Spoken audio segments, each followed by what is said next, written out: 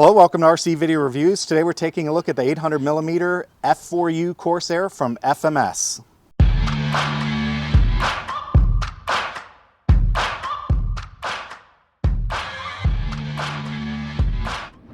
FMS sent this plane out for review to celebrate Father's Day, and to celebrate Father's Day, they've given me a couple of coupon codes which I'll have in the description. If you look in the description for the link, you'll find a sale for Father's Day up to 30% off for certain planes, 20% off for others, and there's a survey you can fill out, and if you complete the survey, they're doing free gift giveaways as well.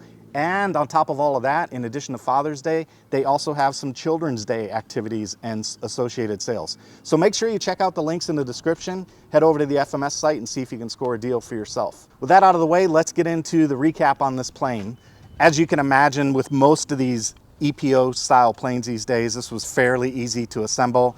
All I really had to do was glue the vertical stabilizer in, connect the rudder control surface. On the bottom of the wing, there are some armaments. These little missiles, they actually glue in with contact type cement. And then the drop tanks, they have a little mechanism that slides in. While I was handling it, I bumped the drop tank and separated it from its mount, so I'll have to take that off before flying, or we'll actually see a drop tank. So there's two of those, you can take those on and off, and then more armaments on this side. The landing gear just kind of snap in. There's a little 90-degree bend right there. That slides into the mount, and then there's a little latch that goes over the top and latches the gear in. So no retracts on this and no flaps. The tail wheel is actually articulating, so that moves with the rudder servo, which is good. And then two elevator connections, which I like. I prefer that over a torque tube. That way you can make sure everything is square and adjusted in the back. Now, in terms of pricing, this plane sells for $159 on the FMS website, and they have a version with a Reflex V2 for $169, but when I was checking their website out, I noticed it said only ships to Canada, so I'm not sure about that. And they also have a ready-to-fly version for $209. So a couple of different options for you depending on your needs. I can tell you I was a little surprised they didn't put a Reflex V2 gyro in this plane, because at this size, that plane really kind of calls for it.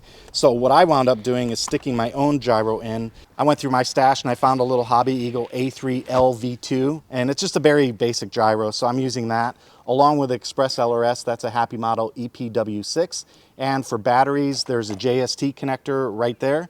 And we're using, the book calls for a 1300, but I found these on Amazon, they're 1200. 2S batteries with a JST connector. So that's the battery I'll be using on this flight. You'll also notice I had to cut a little piece of foam because I want to stuff that battery all the way up in the nose to get it to balance. And then I just pop that foam block in to keep it from sliding back. So that's it for the assembly. Very basic assembly, not much to it. You do have to put the horns on the control surfaces and screw those in, but other than that, it was a very simple assembly, nothing to it. All right, let's fly it. Before we do though, there's a look at the wind, just so you can see what's going on. A little bit of a breeze, it's not terrible, but again, the gyro will really help out on this plane. All right, here we go with the maiden flight of the little FMS 800mm Corsair. The wind is coming directly from my left, so I'll be taking off left to right, and I will turn the gyro off. I don't want the gyro on for the initial maiden, so here we go.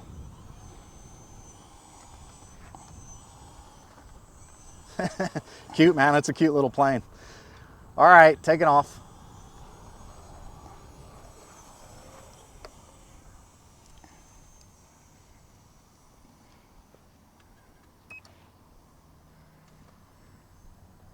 A little instant trim just to kind of level things out. And there we go. Very cool. So that's with wind and no stabilizer at all. So not bad. Let's do a couple of little maneuvers just to see. This is a warbird. It's not a 3D plane, so I don't treat them the same, but we'll do a couple of maneuvers just to see how it flies. There's a little bit of a roll. That is high rates too. I'll get a little more speed and do it again. There we go. A little bit of a roll, not bad. You able to catch it, Fred? Yeah, I just can't take my eyes off the screen. This sucker's little. Yeah, it is little. All right, let's do a little loop real quick.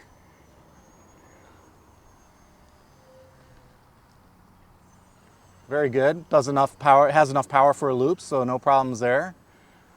So yeah, let's do a quick little yaw test. Let's see what kind of vertical power it has. They're straight up, and yeah, it does torque roll a little bit on the way up. You got to fly it to go up with this one. I'm definitely getting a little bit of torque. We'll try it again. Yeah, it definitely is torque rolling a little bit.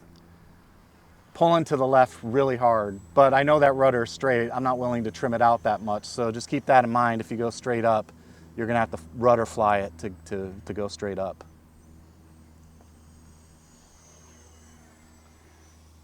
Very cool. Now I'm gonna get a little bit of altitude and I'm gonna bring the stabilizer in, turn the gain down just a touch. And there's wind rejection mode. And we'll see how it does.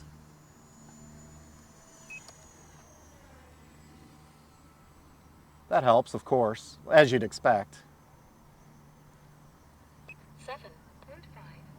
7.5 volts. I have my alarm set for 7.2. So that's 3.6 times 2. So 7.5 means we're getting there. I'll look at the flight timer after I get it on the ground to get an idea of where we are in terms of flight time. I think a little extra gain on the stabilizer will help. You don't want to do too much gain on these little planes because they will oscillate like crazy, and that's an unsettling feeling if you do that. All right, very good. I think it flies around just fine. It suits its purpose. It's kind of like a little scale plane. Definitely is not overpowering, but you can do your loops and your rolls and your Immelmans and your Cuban 8s. Let's try a Cuban 8. Let's see how that does. Let's try a quick little Cuban 8 right in front of Fred here.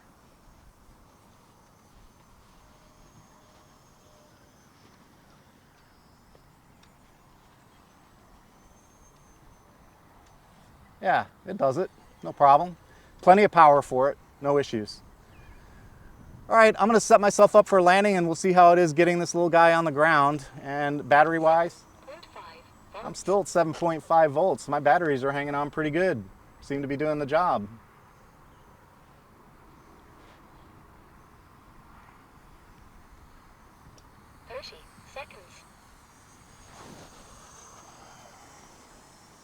Yeah, it's a little bit of a handful with the breeze to get it down, so I'm gonna go around again.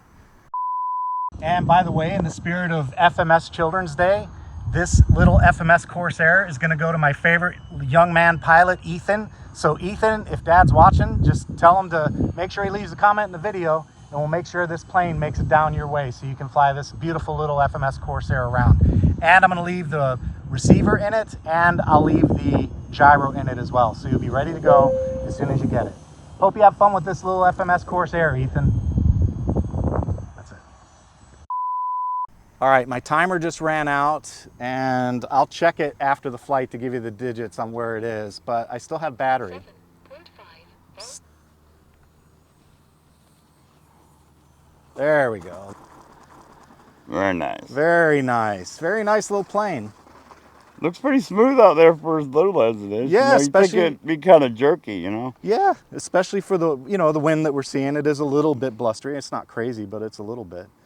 All right, I got about 5 minutes of flight time on that, and my battery came down at 7.7, which divided by 2 is 3.85. So I could have flown it probably for another 30 or 40 seconds. The battery seemed to be holding on really well. I didn't have any issues with those at all. I will put a link in the description for the batteries that I bought. They seem to fit well. They gave me, you know, say maybe 5.5 to 6 minutes of flight time and sufficient power to do basic maneuvers that you'd expect on a little plane like this. All right, to wrap this video up, I think the flight characteristics are fine. It's not overpowering. It's just a basic little cruiser, typical warbird. You know, it's more of a scale kind of approach, so it's not highly overpowering, but you saw enough. It can do loops, it can do rolls, it can do Cuban 8, so you got enough power to do the basics. On a calm day, it'd probably be a little more enjoyable. If you're dealing with wind like this, make sure to put a gyro in. I would recommend that for sure. And, you know, on subsequent flights, I'll probably spend a little time tuning the gyro and seeing just how much gain I can get away with. So at 159 bucks is a plug and play, ready to go. You just need to put your receiver, gyro, and battery in. You're good to go. Not a bad deal. And it's a cool looking plane. I do like the looks of it. It's very nice looking.